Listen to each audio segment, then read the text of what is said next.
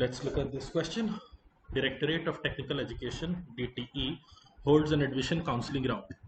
DTE categorizes the institutes in 4 different types: A, B, C, and D. DTE also divides the students into 4 categories according to their percentiles. In each type of institute, a certain number of seats are reserved for each percentile range, and each student has to select exactly one type of institute as their choice. Table 1 shows the percentage breakup of students in various categories interested in the different categories of college. Okay, so table 1 shows in this category, let me call this A. Let's call this category A. Oh, I can't call it A because A is already used up. So let me call this X. In category X, which comprises of students who scored 80 to 85 percentile, 5% of them want to get to institute category A. Similarly, in category Y of students who have scored 85 to 90 percentile, 25% of such students want to get to institute category A. So this is the meaning of the first table. The second table is the table 2 shows the number of students interested per seat. Okay. So again, this would be category X, category Y, category Z, category W. Let me also name it here, category Z and category W. So of the students 80 to 85 percentile range, there are X such students. 5% of them want to get into A. Now these 5% are equal to 3 times the number of seats that are available in category A for students in this range. For 80 to 85 percentile range, the number of seats that are available, they are 3 times the number of students who want to take admission there. Okay, this is the second table.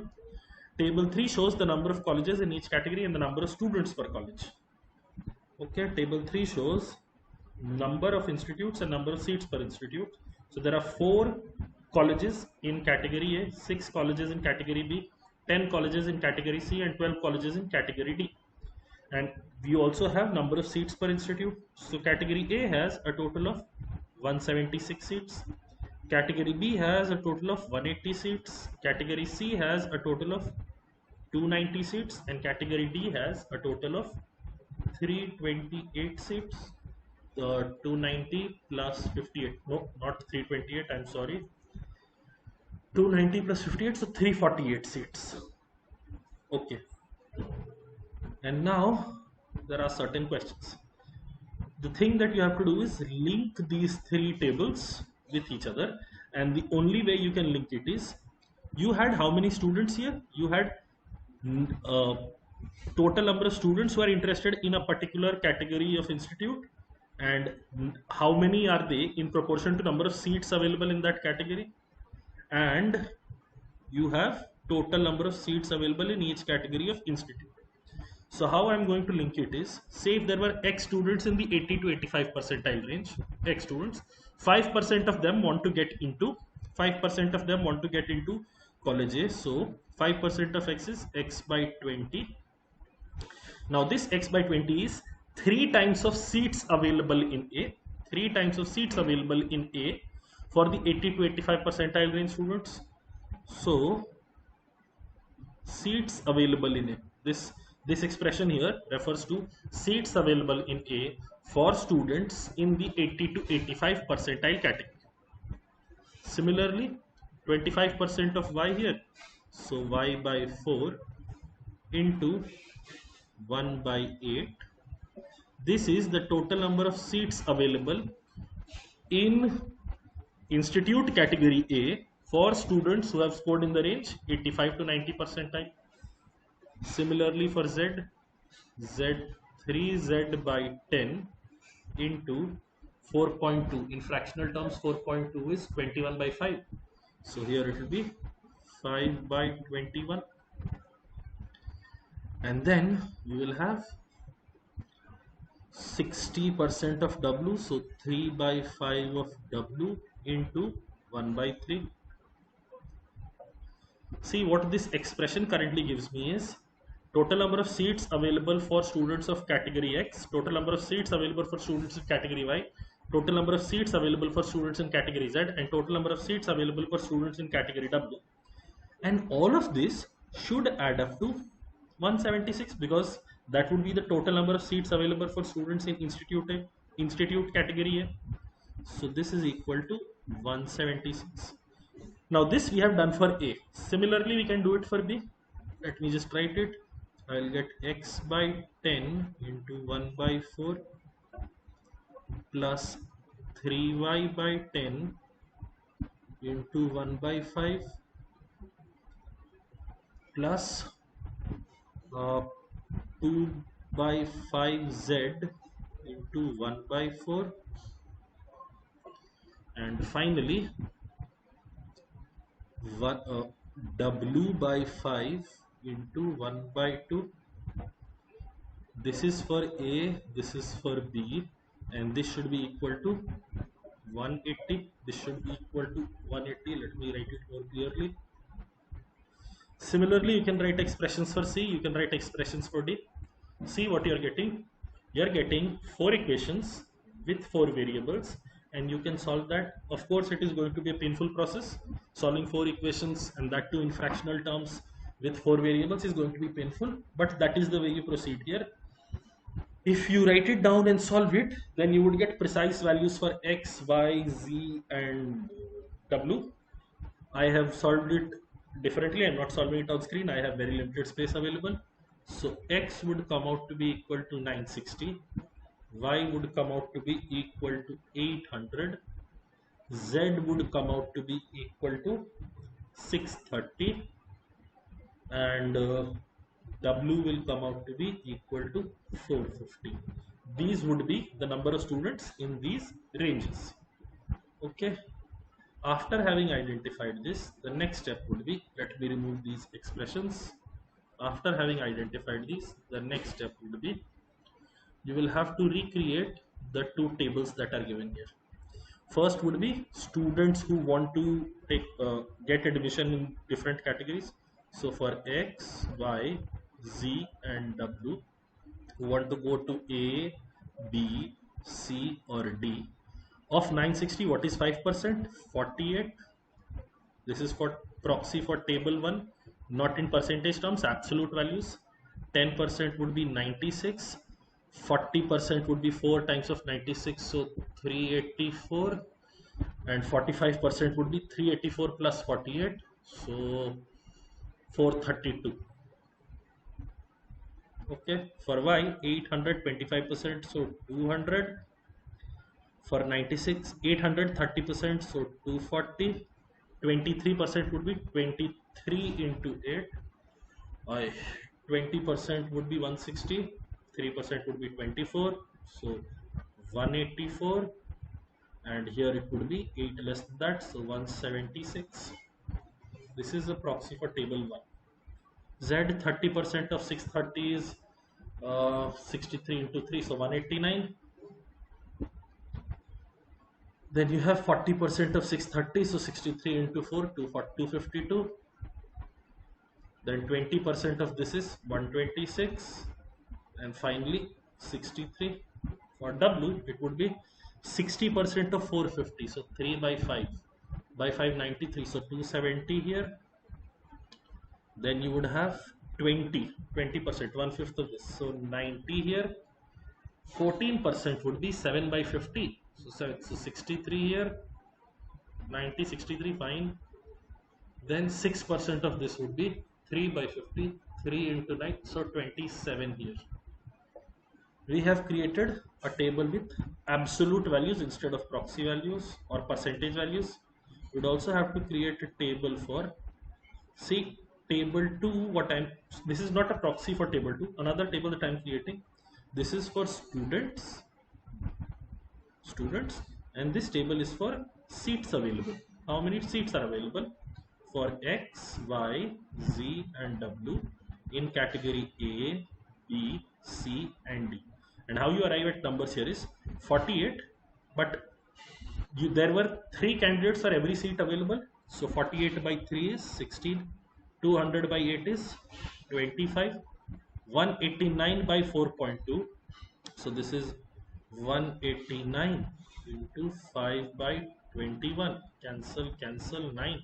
9 into 5, 45, and 270 by 3, so 90. You can also see these numbers will add up to give you 176. If they are giving you 176, your work so far is acceptable.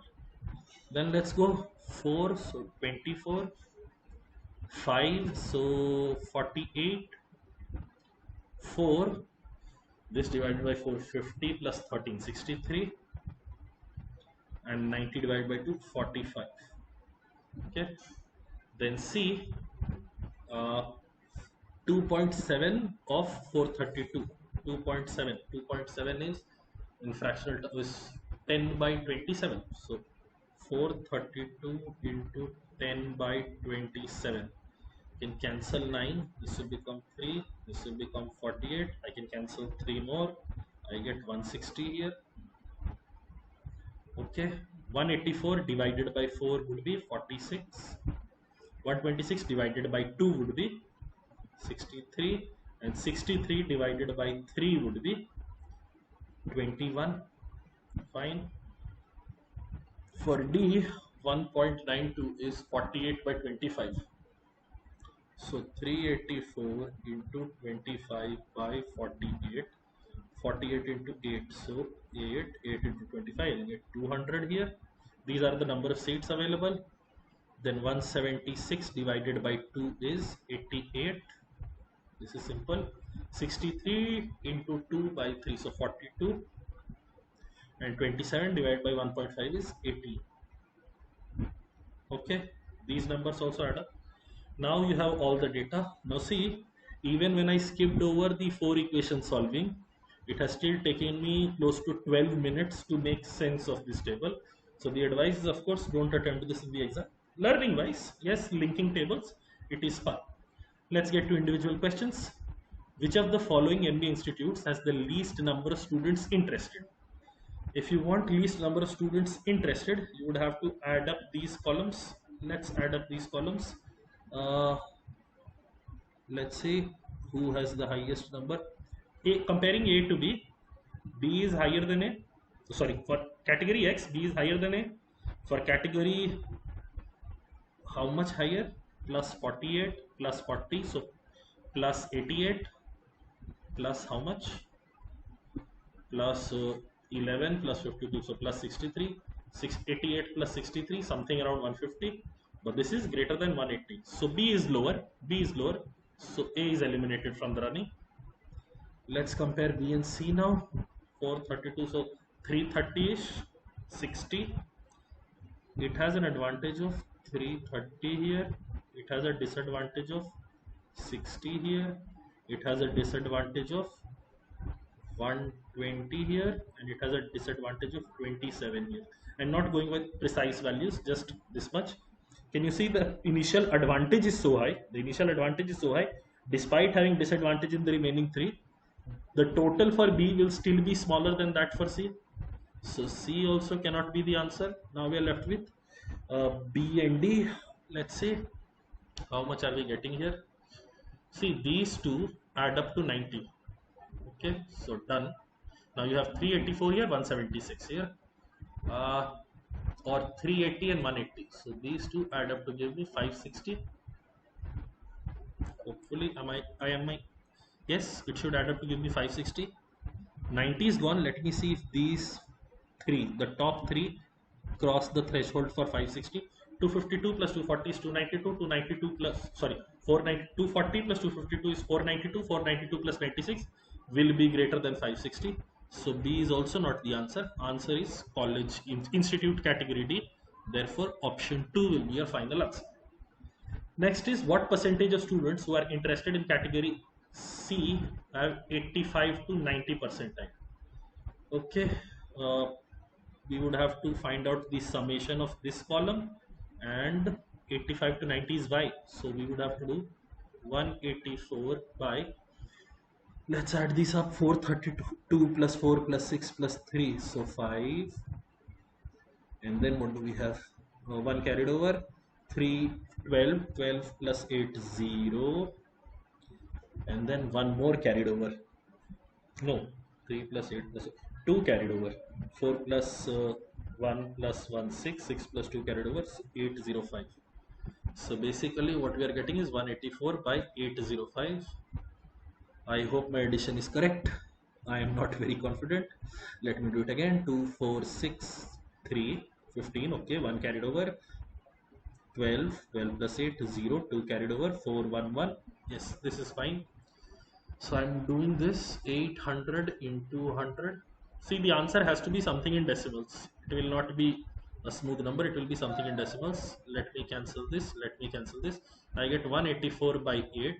I can cancel it to get 40. Sorry. I cancel and cancel. This is divisible by 8. I will get 23 here. I will get 23 here. So my answer should be close to 23 among the available options. I will mark option C as my final answer. Let's go to question number 27. Which of the following has the least number of seats? Least number of seats, if you can see, is available in Institute A for category 80 to 85. So answer will be option C. Last is, which category of students have the highest probability of making it to college? Okay, so now what we would need to do is uh, look at the summation for every row. Look at the summation for every row and divide it by the summation of every row of column 2. For the first table, we know the summation of every row. It is 960, 800, 630 and 450. In the second row, in the second thing, what is the summation? Let's add it up. I get 400 here. So for category X, the probability is, how do I calculate it or write it down somewhere? For category X, the probability would be 400 by 960.